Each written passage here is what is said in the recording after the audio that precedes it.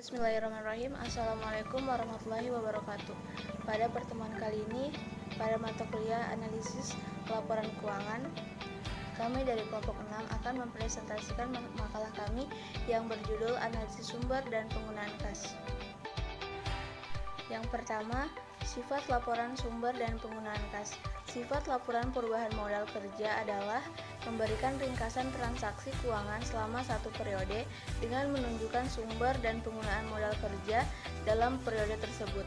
Modal kerja meliputi seluruh aktiva lancar atau aktiva lancar dikurangi utang lancar. Selanjutnya, pengertian laporan sumber dan penggunaan kas. Laporan sumber dan penggunaan kas adalah laporan yang menunjukkan perubahan kas selama satu periode dan memberikan alasan mengenai perubahan kas selama satu periode dan memberikan alasan mengenai perubahan tersebut dengan menunjukkan dari mana sumber dan penggunaannya. Dari Munawir 2010. Selanjutnya, pengertian laporan keuangan dan kas. Yang pertama, pengertian laporan keuangan. Laporan keuangan menurut Harnanto 2008, 34, laporan keuangan adalah hasil akhir dari proses akuntansi yang disusun berdasarkan prinsip-prinsip akuntansi yang bersifat lazim. Yang kedua, pengertian kas. Istilah kas atau yang juga sering ditulis kas sudah seringkali kita dengar, familiar di telinga yang memiliki arti tunai atau dibayar secara langsung menggunakan uang. Lawan kata dari kas adalah kredit, yang artinya dibayarkan kemudian, entah itu dicicil atau dibayar sekaligus. Selanjutnya saya akan membahas tentang faktor-faktor yang mempengaruhi arus kas. Yang pertama, penyimpangan terhadap aliran kas yang diperkirakan. Yang kedua, perimbangan antara aliran kas masuk dan kas keluar. Dan yang ketiga, adanya penjualan yang baik. Yang pertama, adanya pengakuan atau pembebanan depresiasi, amortisasi, dan depresi terhadap aktiva tetap. Kedua, pengakuan adanya kerugian piutang, baik dengan membentuk cadangan kerugian piutang maupun tidak, dan penghapusan piutang karena piutang yang bersangkutan sudah tidak dapat lagi ditagih. Ketiga, adanya penghapusan atau pengurangan nilai buku dari aktiva yang dimiliki, dan penghentian dari penggunaan aktiva tetap karena aktiva yang bersangkutan telah habis disurut dan atau sudah tidak dapat lagi dipakai. Keempat, adanya pembayaran stok, dividen atau dividen dalam bentuk saham, adanya penyisihan atau pembatasan penggunaan laba, dan adanya penilaian kembali terhadap aktiva tetap yang dimiliki oleh perusahaan. Penerimaan kas. Menurut Munawir 2016, surat penerimaan kas dalam suatu perusahaan pada dasarnya berasal dari: pertama, hasil penjualan investasi jangka panjang, aktiva tetap yang terwujud maupun yang tidak terwujud, atau adanya penurunan aktiva tidak lancar yang diimbangi dengan penambahan kas. Yang kedua, penjualan atau adanya emisi saham maupun adanya penambahan modal oleh pemilik perusahaan dalam bentuk kas. Ketiga, pengeluaran surat tanda bukti hutang baik jangka pendek maupun jangka panjang, serta bertambahnya hutang yang diimbangi dengan penerimaan kas. Keempat, adanya penurunan atau berkurangnya aktiva lancar selain kas yang diimbangi dengan adanya penerimaan kas.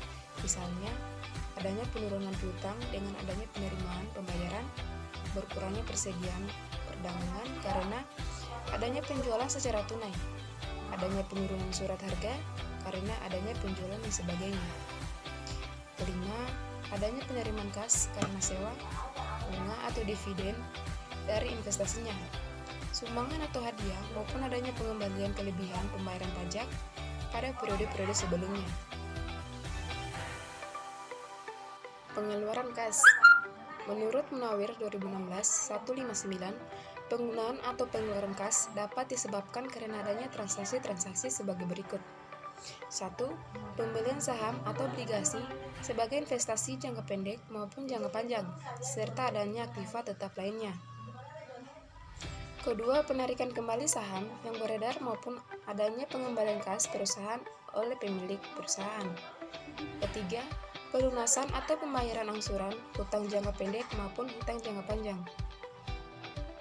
Keempat, pembelian barang dagang secara tunai, adanya pembayaran biaya operasi, yang meliputi upah dan gaji, pembelian software kantor, pembayaran sewa, bunga premi asuransi, advertensi, dan adanya persekot biaya maupun persekot pembelian. Kelima, pengeluaran kas untuk pembayaran dividen, bentuk pembagian laba-laba secara tunai, pembayaran pajak, denda-denda, dan lain sebagainya.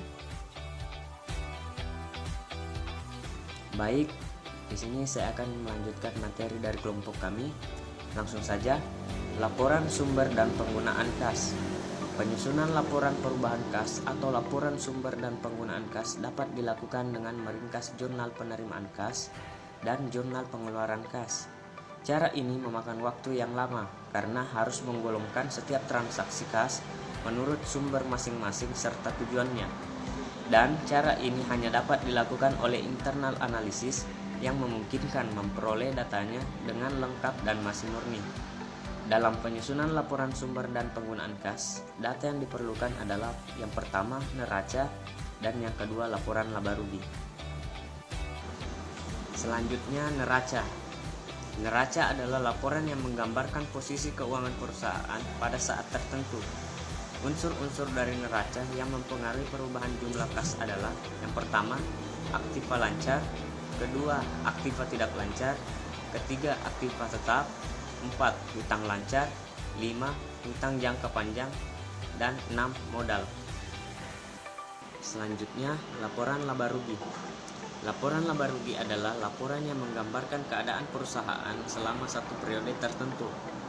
Pos-pos yang terdapat dalam laporan laba rugi pada dasarnya dibagi 3 hal, yaitu yang pertama, pendapatan adalah pertambahan modal pemilik perusahaan, biasanya berupa penerimaan aktiva dari pihak lain sebagai akibat dari penyerahan barang atau jasa ke perusahaan kepada pihak lain.